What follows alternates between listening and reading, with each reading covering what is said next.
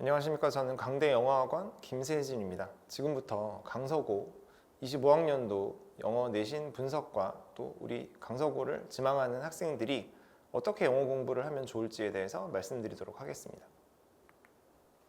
지금 보시는 범위는 25학년도 2학기 기말고사를 기준으로 작성이 된 거고요. 시험 범위나 그 분량은 대체로 이 정도 대동소이하다고 봐주시면 됩니다. 교과서 2개과 그 다음에 부교재 같은 경우 EBS, 사실 요 근래 몇 년간 강서고 1학년의 그 부교재가 좀 많이 바뀌었어요. 근데 이 난이도를 감안을 하면 이제는 이 올림포스 9대 변별 유형으로 굳혀지는 느낌입니다. 이게 좀 어려운 부교재에 속하거든요. 그리고 보통은 이제 모의고사가 그 시험 범위로 들어갑니다. 그 가장 가까이 우리 학생들이 봤던 모의고사가. 예전 같은 경우에는 시험 한 번에 모의고사가 2개 회차가 들어간 적도 있어요. 근데 보통은 1개 회차 정도가 시험 범위로 들어가는데요.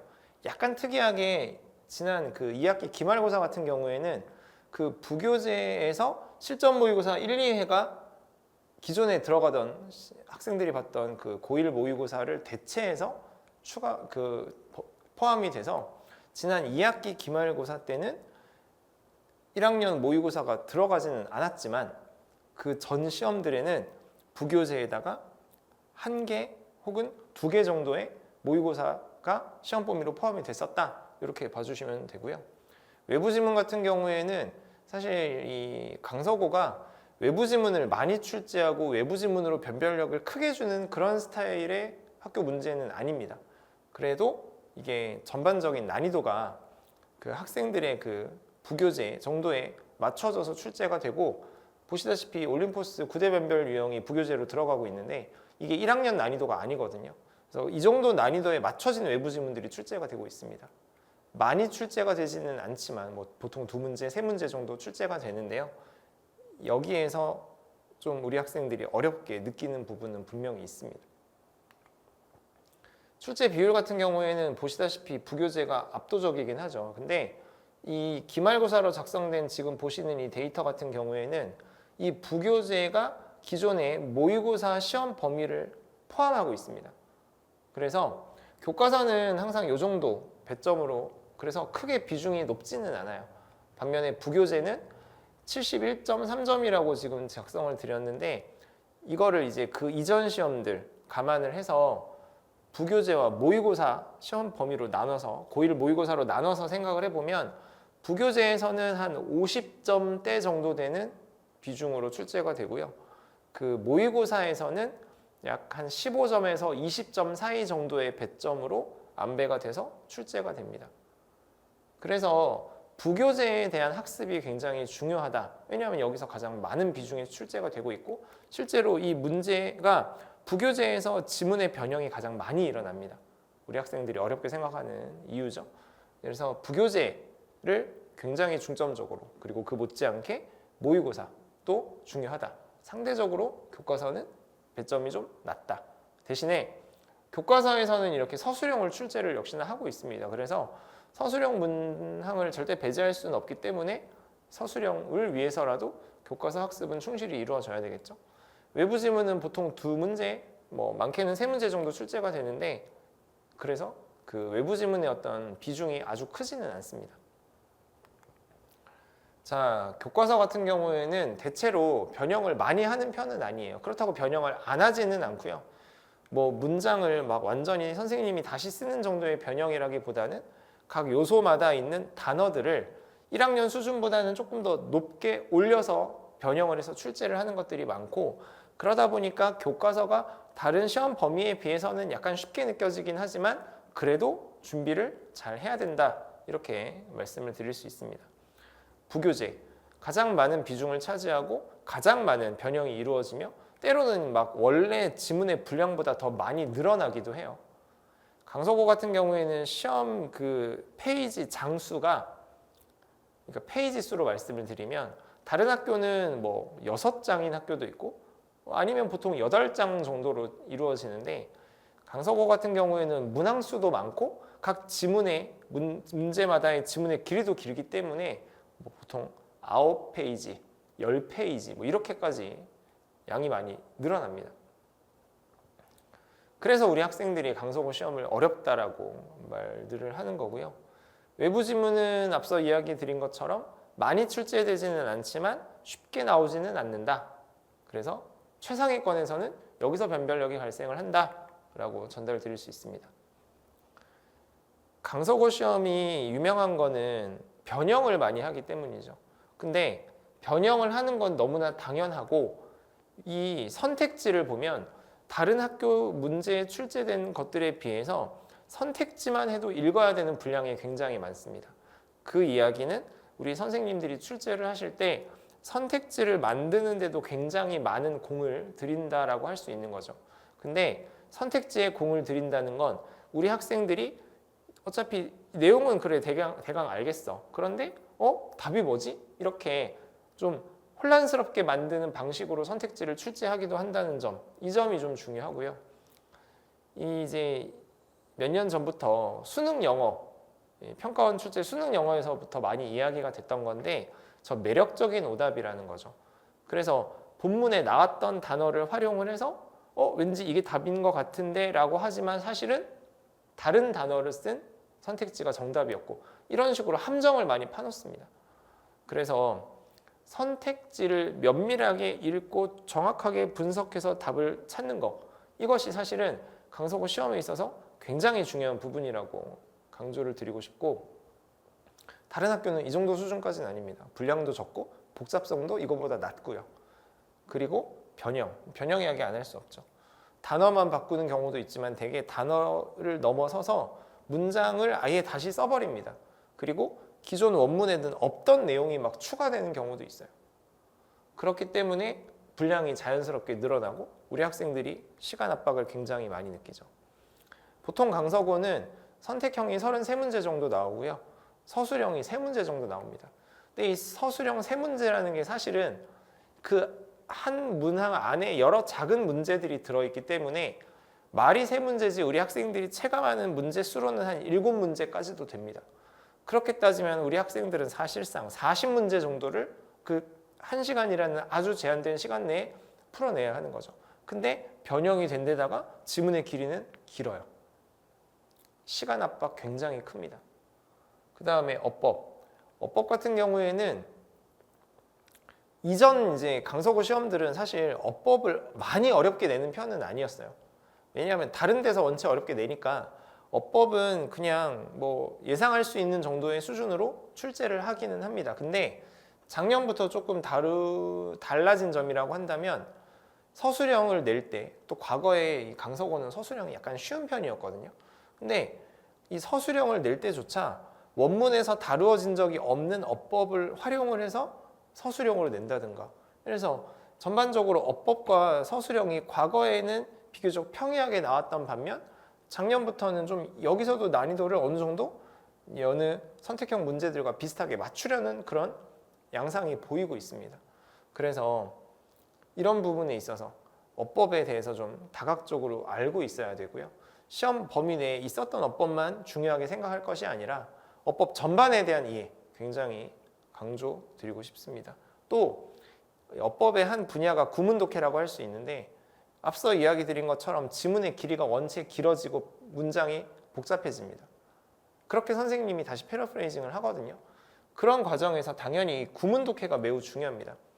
정확하게 요소별로 문장의 어떤 특성을 파악을 하고 그것들이 독해에 어떻게 반영되는지를 잘 염두에 두고 읽을 수 있는 그런 힘, 그런 게 굉장히 중요하고요. 그래서 이제 강서구를 이제 진학할 우리 학생들이 어떤 부분을 염두에 두고 공부를 해야 하느냐? 변형입니다. 절대 암기로는 풀 수 있는 시험이 아니에요. 그래서 그냥 영어를 굉장히 잘하는 학생들, 뭐 다른 학교 시험이 물론 마찬가지지만 다른 학교 시험은 어느 정도 외워서 이렇게 해결할 수 있는 부분들이 있어요. 근데 강서구는 그렇게는 해결하기가 어렵습니다. 그 지문에 있는 내용만 알아서는 절대 좋은 점수 못 받고요. 그 지문에 대해서 어휘도 좀 다각적으로 알아야 되고 이 문장이 다른 방식으로 어떻게 구성될 수 있는지, 심지어 원래는 긍정문이었는데 같은 의미를 전달하면서 이거를 부정문으로 바꾸기도 하거든요. 그런 데에서 문제를 내기도 하고요. 그렇게 많이 변형을 하기 때문에 단순히 외우는 것이 아니라 전체적인 주제, 이 지문의 흐름, 구조 이런 것들을 중심적으로 파악을 해서 좀 면밀하게 꼼꼼하게 공부할 수 있는 그런 자세가 필요하고요. 패러프레이징이 당연히 전제되어 있습니다. 변형이라는 게 곧 패러프레이징이죠. 근데 이런 것들을 우리 학생들이 직접 공부하기는 사실 쉽지 않아요. 이런 패러프레이징들은 여러분들이 다니는 학원에서 선생님들이 충분히 제시를 해줄 것입니다. 근데 그런 것들을 통해서 여러 가지 표현 방식을 습득하는 것, 이거는 이제 학생 여러분들의 몫이 되겠죠. 그 다음에 이전 강서고 시험에 비해서는 어법이 조금 더 어려워지고 있다라는 점 말씀드렸습니다. 그래서 이 시험 범위 내에 있는 어법만 이야기를 할 것이 아니라 전반적인 어법에 대한 이해 굉장히 필요하고요. 원래도 강서구 시험이 어려운데 여기서 어법까지 강화를 한다? 이거는 우리 학생들에겐 사실 좋은 변화가 아니죠. 그래서 지금과 같이 뭐 방학이라든지 상대적으로 시간적인 여유가 있을 때 물론 국어나 수학이나 탐구나 공부할 것들이 많은 줄은 알지만 어법에 대해서 고등학교 진학 전에 혹은 방학같이 시간이 있을 때 어법을 좀 확실하고 자세하고 원리에 대한 이해를 충분히 하고 다음 학년 넘어가는 것을 꼭 강조드립니다. 어법을 요즘 학생들은 굉장히 피상적으로만 알아요. 원리적으로 이해하고 있지 못합니다. 그렇기 때문에 문제를 딱 봤을 때 자기가 알고 있는 어법 사항임에도 불구하고 답을 잘 찾지 못하는 경우들이 많습니다. 강서구 진학을 염두에 두신 학생들이라면 어법에 대한 이 대비가 사전에 충분히 이루어져야 아무리 지문이 길고 복잡해져도 잘 헤쳐나갈 수 있다 강조드리고요. 어휘, 1학년 시험지이지만 수준은 고3 수준의 어휘들이 막 쏟아집니다. 그래서 어휘에 대해서도 여러분들이 기존에 공부를 하고 있던 어휘 부교재가 있겠죠? 그런 것들이 상대적으로 수준이 좀 낮다. 뭐 고등학교 1, 2학년 수준밖에 안 된다. 근데 내가 그 지문, 그 부교재를 좀 오래 공부를 했다. 그래서 내가 여기에 대해서 웬만큼 안다라고 한다면 반드시 다음, 그러니까 개학하고 입학하기 전에 그 고3 수준의 어휘를 다루는 또 부교재들이 많이 있어요. 그런 것들을 접해서 어휘에 대한 풀을 최대한 많이 쌓아둬야 됩니다. 당연한 이야기지만 패러프레이징, 그러니까 변형을 전제로 하고 있기 때문에 여러분들이 공부하면서 봤던 그 단어가 시험 문제로 안 나와요. 게다가 원래 있던 단어보다 더 어려운 단어로 바꾼다니까요. 그런데 고등학교 자기가 1학년이라고 해서 1학년, 2학년이라고 해서 2학년 수준에만 묶여있는 그런 어휘는 강서고를 진학하고 좋은 성적을 받음에 있어서 굉장히 위험한 그런 접근 방식입니다. 어법, 어휘 어느 하나 소홀히 할 수 없고요. 지금 여러분들이 외우고 있는 어휘가 수준이 높지 않다면 강서고를 진학할 학생들의 경우에는 꼭 고3 수준으로 끌어올려 놓고 어느 정도 다져 놓고 입학을 하고 시험을 치르셔야 됩니다. 제가 담당하는 이 강서고반 같은 경우에는 저는 제가 직접 지문을 완벽하게 분석을 매번 하고요. 그 내용을 우리 학생들에게 전달하는 데 있어서 굉장히 많은 시간을 쓰는 편입니다. 제가 진도를 빨리빨리 나가는 선생은 사실 아니에요.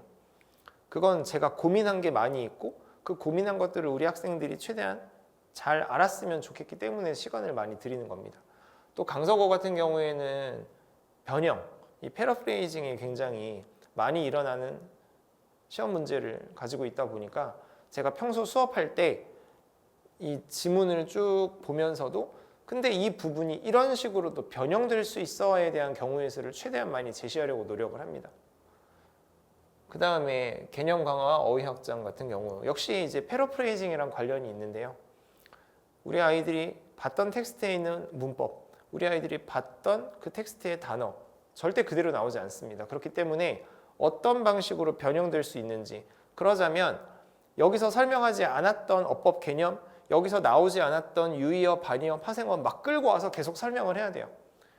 그래서 지문을 어느 정도 이해를 하고 나면 그거를 토대로 추가적인 어법과 어휘를 끌어당기는 과정이 보시는 두 번째라고 이해하시면 되고요. 이거가 이루어지고 나면 우리 학생들이 얼만큼 여기에 대해 이해를 하고 있는지 당연히 리뷰 테스트 중요합니다. 또 저는 이 강서고에 맞춰진 문제를 내기 때문에 제가 내는 리뷰 테스트는 우리 학생들이 처음에 배웠던 그 시험 범위 내의 원문 그대로 아닙니다. 이거를 제가 패러프레이징을 한 걸 가지고 문제를 출제를 해서 우리 학생들의 실력을 점검합니다. 강서구 시험은 그래야 하니까요. 그렇기 때문에 결국 강서구 시험에 최적화된 시험을 테스트를 보고 그 테스트를 토대로 이후에 우리 학생들의 이해도를 파악하고 추가적으로 설명해야 될 것들, 알려줘야 될 것들을 전달을 하고 있습니다. 그 다음에 결국 우리 학생들은 수능을 보게 되겠죠.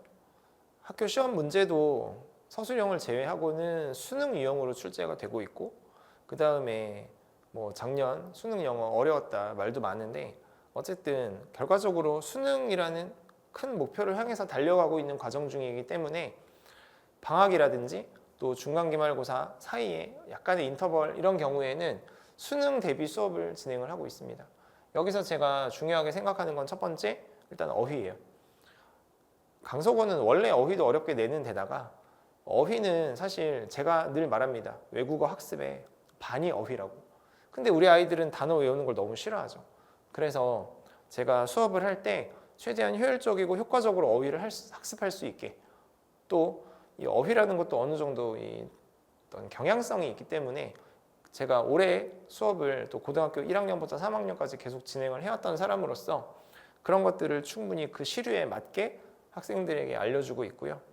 구문독해, 제가 앞서 내신 이야기할 때도 구문독해 굉장히 강조를 했었는데, 강서고 같이 시험 지문이 문장이 길어지는 것뿐만이 아니라 고등학교 1학년, 2학년, 3학년 거듭할수록 우리 학생들이 보는 그 수능 지문의 문장 굉장히 길고 어렵고 복잡합니다. 그런 것들을 매번 처음 보는 지문을 읽고도 답을 찾아야 하기 때문에 효과적으로 구문 분석을 할 수 있는 훈련을 평소에 계속 시키고 있고요. 우리 학생들 문해력 이야기 많이 하는데 실제로 해를 거듭할수록 이 주제를 찾아내는 능력이 굉장히 많이 떨어지고 있습니다. 그래서 평소 저는 각 지문을 보고 그래서 이 글이 필자가 하고 싶은 이야기가 무엇인지 파악하는 그런 방법 알려주고 연습 꾸준히 시키고 있고요.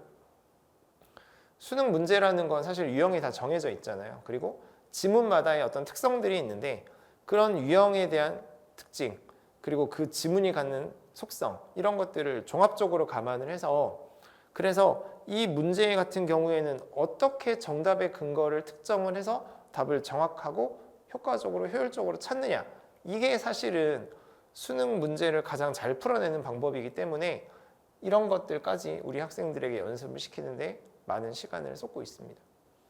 강서고를 진학하는 학생들이라면 사실 이 부분을 앞으로 여러분들이 저 아닌 다른 분들과 함께 공부를 할 때도 굉장히 중요하게 봐줘야 되는 부분이고요.